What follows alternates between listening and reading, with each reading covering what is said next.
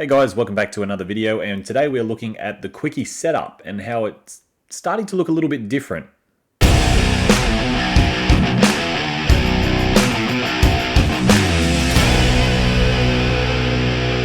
Okay, so you might have seen in the past, I've done plenty of videos discussing the Quickie, but in this one I want to talk about what happens right before the dump. So in the last video when we talk about good versus great Quickies, it's about when you dump the ball, you want to split at an angle rather than splitting directly to the sides. This is going to talk about something a little bit different. With this one, we notice that instead of running into the Quickie, it starts from a complete flat foot. So a lot of times in your Quickie, you'll start drifting to the side, and then you'll get it back and you'll run forward in this direction, and the dummy half will then pick it up and just feed you with the pass. But what we're seeing now is the people with the ball are coming in absolutely square and sort of playing the ball at a complete standstill and then pressing off and accelerating. And we're going to use a couple of other examples, but what this really does is, firstly, we can see right here, when you start your Quickie at a complete static motion, this defender can't run into anything either. All right, if they start running and they're already pulling corner in the motion like this, if they're already moving, then, well, obviously they're pulling too hard of a corner. You can step straight back to the open side. If they're doing it the other way, that's even worse. You just take on the short side. But here they're sort of flat-footed, and if they start at a flat foot with you, they have to react to you. So if you spring out this way to this side, obviously you can still go at the angle where you're moving forward, then they have to react. They have to wait for you to spring before then they go with you. And because they're behind, they all of a sudden have to catch up. There's too much distance now between you because you've got the jump on them, like literally. And when they speed up, if they accelerate to the point where they can catch you, then you can step back. You can step back the other way. But if you can get the jump on the short side, then it should be just through the hands. Let's have a look at another example, because I think it's just more so the dump itself. It can be more than just a Quickie. So this is a punish, and you can look at the dump here. It's completely flat-footed and it's square. They're not running into the punish, but what they're going to do is when they dump the ball, they're going to accelerate at this angle. And by doing that, this player has to react. So he has to see what's going on and then accelerate with them. And once again, we talk about just getting the jump on him. You can see he has moved forward.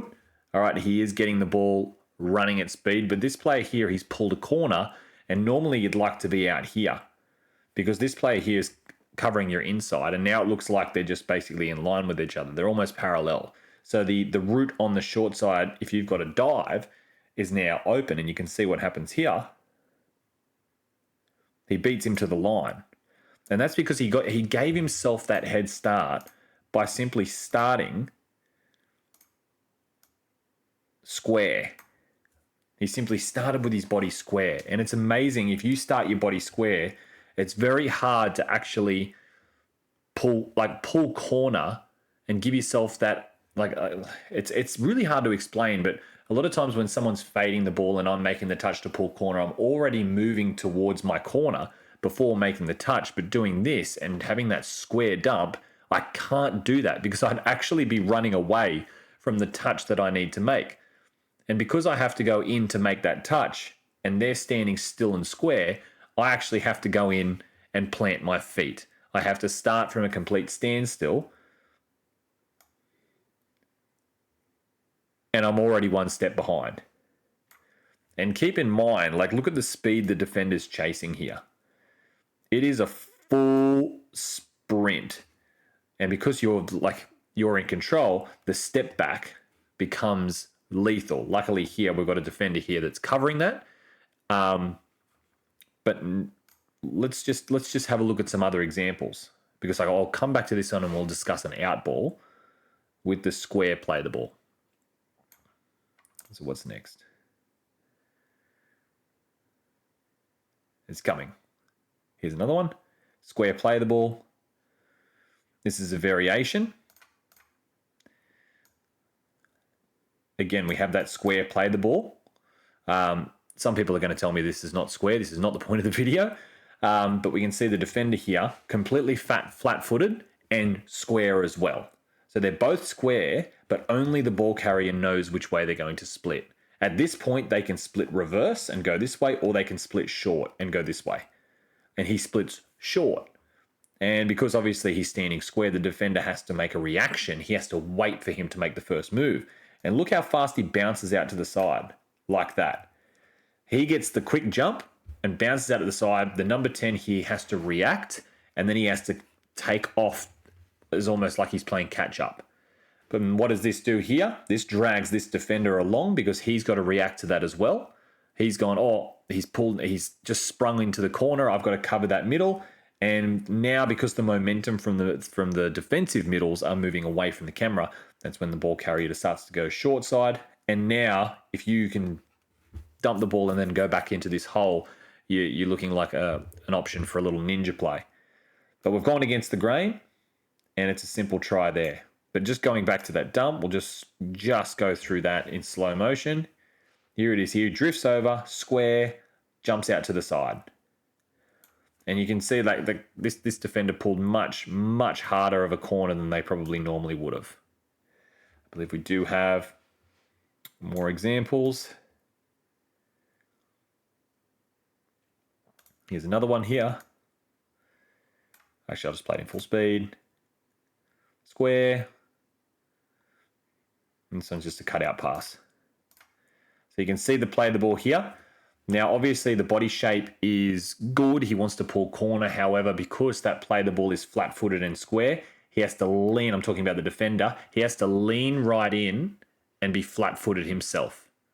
And because that's happening, he has to start his run from scratch. So he has to pull corner, but he has to start accelerating with this play here. So you can see he pops out to the side, and that's a full acceleration to the corner, with this player now reacting to cover in as well. And now the step back is in. So this is when we talk about the step back in the original video. He's gone short side. I'm just going to take it back a little bit. He's popped out. He's seen the hips have turned. He's pulling, number 28 is pulling a massive corner. And there's the step back. And then it's just running holes. So he can dive to the line there with the ball if he wants to, but he's chosen the pass. And it's hit the link. Now, this type of... Oh, here's another one. From a splitter. I don't know why the dummy half needed to wrap. But just have a look at the effectiveness of how he pops out here. So the splitter is actually kind of wide. A lot of the times you'll see the splitter hanging behind here, and then they'll just sort of fade into it, dump here, and then split. Whereas this person... I'm just going to get rid of these lines. This person has gone in square and then popped out this way to split, allowing that link to come through and split through the middle. We go through here. And because of that flat-footed, again, the toucher comes in and he's flat-footed as well. So he's almost got to like really try and be aggressive on that. So they're both pretty much static in the ruck. They're not doing anything. And now because he pops out so hard, this defender here sees that and he accelerates immediately to the short side. And that's what you can see. This guy here, all of a sudden now he's a bit wide. So he's got to react to and basically cover that inside. And what that does is this guy here should be in this hole, realistically. It pulls this link in as well because this guy's come in and all of a sudden it opens up the long pass. Winger does the good read, however, the tap back is an option. But going on this is probably a good example actually. Another play that you have that can be effective is if you dummy this now, this middle is going to come in, which means this link is going to come in. I have a video out called black, and the reason is that's just what we call the play because there's a variation we call blue. Number 9 here with the ball twists and hits the number 62 on the out. Now this link here is his man, but if he's going in and simultaneously you throw the ball out, it's going to catch him against the grain as well. So that's just another, it's a lot of circles now.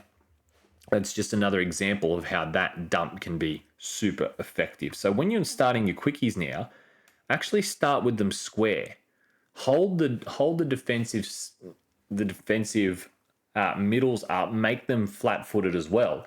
And then as soon as that ball touches the ground, you accelerate one of the sides. Just try it out. It might work, it might not. But what I do believe it will do, it will cause the defenders to accelerate with you into their corner. And when they're running backwards and you're running forwards at them, they cannot, it's much easier for you to step than it is for them. And let me know what you think of this. If you have some good examples, let me know. If you have a name for how you do this or how you teach it, again, post it in the comments, because if you know something about a video, your comments are actually kind of valuable to those people watching from the other side of the planet where they don't have access to touch football coaching or anything like that. So feel free to keep jumping in the comments. But thank you very much for watching, and we'll see you next time on Touchscreen.